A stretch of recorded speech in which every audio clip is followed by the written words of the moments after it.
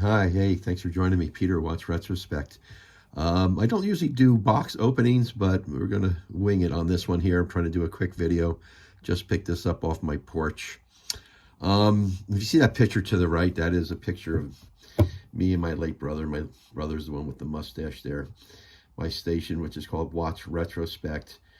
And my handle is RS Spec. My brother was very special to me. He passed away 21 years ago today, which just blows me away. But Ronald was the one that gave me my first watches. My first 3 watches that I ever owned, starting in 2nd grade, were from my brother. And I'm the one to the left there. And believe me, I don't look like that anymore. That picture is like from, 80s. That picture is an old picture. But anyway, we're going to focus on this watch. And just a real quick story. It's boring, but I'm going to tell it anyway. Watches to me are sentimental in some of them. My late brother, as I just mentioned, meant very much to me. He was more like a father to me. And after high school, I moved up to live up in the Boston area. Spent 10 years up there before I got away from the cold and migrated to California. But anyway, in 2nd grade, he gave me my very, very first watch, which was a Timex. And then after that, when he got his first Rolex in about 1976, he passed me down a Seiko. And that Seiko I had for months before it was robbed out of my gym locker. I was a senior in high school. But my first 2 watches, like I said, was a Timex way back in 2nd grade that he gave me. And then he gave me that Seiko. And then in the early 80s, he graced me with my first Rolex, a Rolex Explorer. That was a 1016, if not a 6610. I have another video about that. I don't want to bore you with all that. But anyway, my channel, Watch Retrospect, is kind of in honor of my brother. My handle is RS Spec.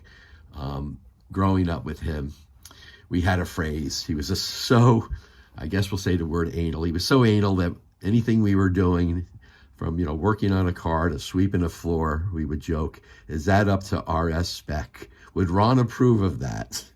So RS Spec was just sort of an inside family joke with us, and because he would always do research, as well as you could do on anything he was going to buy, and was just a very thorough person.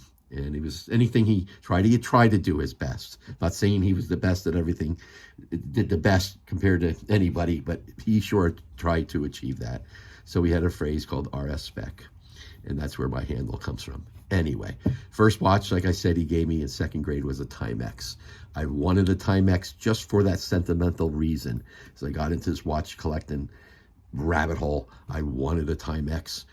Timex never did a whole lot for me. The thing he gave me in 2nd grade was a little teeny watch. I had it for years, but at one point he gave me a Rolex when I was like 21. So, you get a Rolex at 21, you're not really interested in Timex. But here and there I see articles about some of their newer ones, and some people seem to like them. So I finally found a Timex that appealed to me, and it is that new Deepwater, I guess what's a Deepwater Reef 200, and in titanium, and that's what this watch is. And I'm going to open it up here and just take a real quick look at it, and then we'll do a more in-depth review of it. But anyway, let's see what we got here. I've seen, if there's only a couple of videos on here on this. You know what? Let's do a watch check like we always do. Rolex Submariner.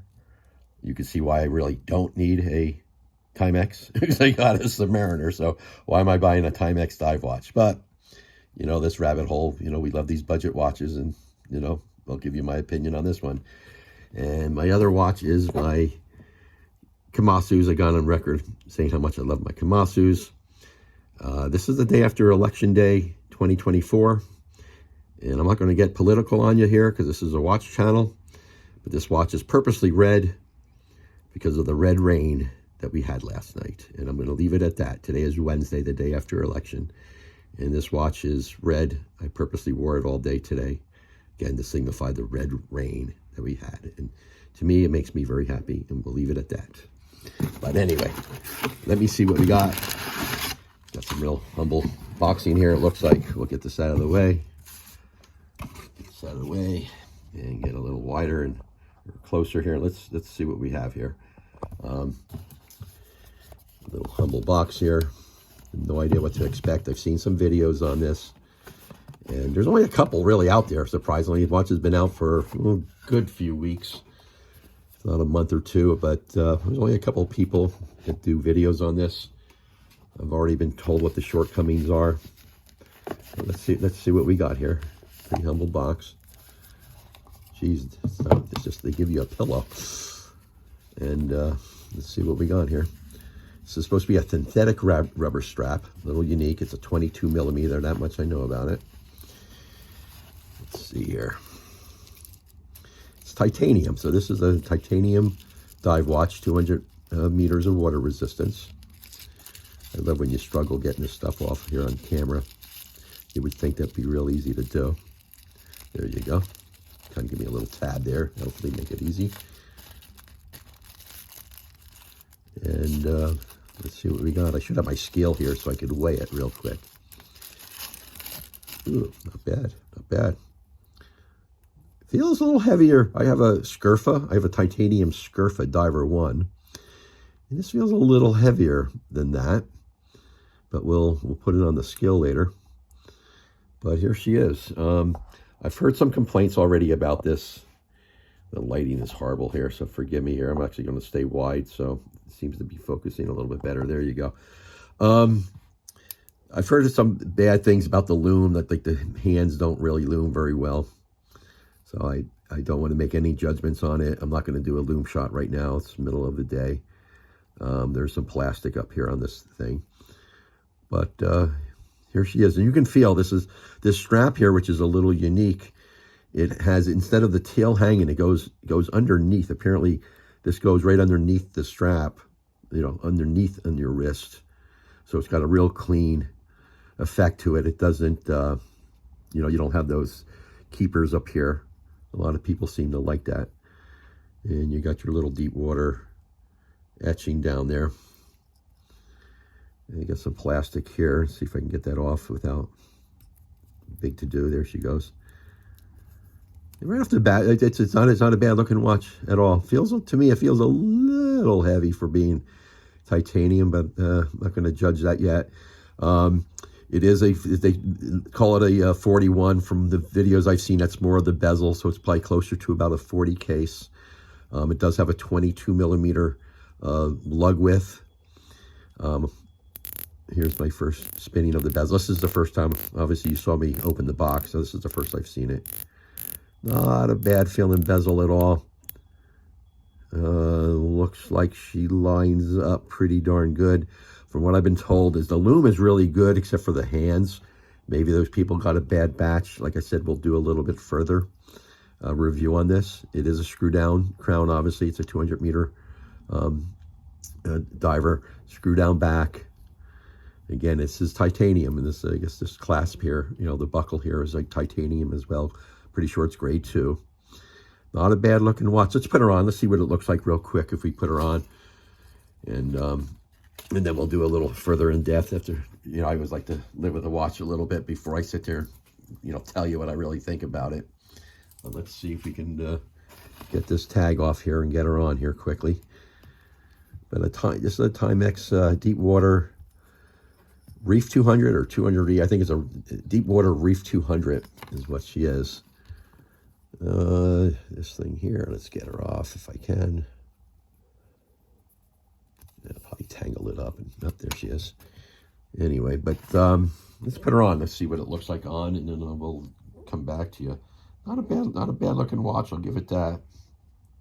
But again, I felt compelled. I had to have a Timex, and not that I had to have one, but you know, this watch collecting thing, we convince ourselves we need something. But it's a little awkward getting that strap on where you put it into here. I can see it's a little awkward doing. My first thought was I think it's going to look really good once it's on. But there she is. Looks like she fits good. It feels pretty light on my wrist, so I'll weigh it. And I know my Scurfa, I have a Scurfa, which is a 500 meter diver with a helium escape valve.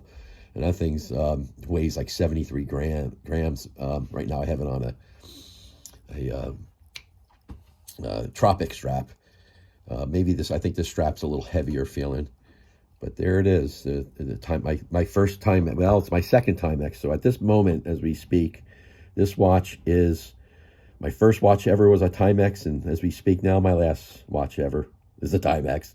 Not hopefully last watch ever, but at this moment, it's the last watch I've purchased. So again, get a little bit more in focus there. But there she is. Let's wear it for a little bit, and then we'll do a little bit more in-depth review of it. And really appreciate you joining me, and you got my little stupid story. But I've always felt compelled to have a Timex, just again, and really just because it's the first watch my brother gave me, and he means very much to me, and I miss him dearly.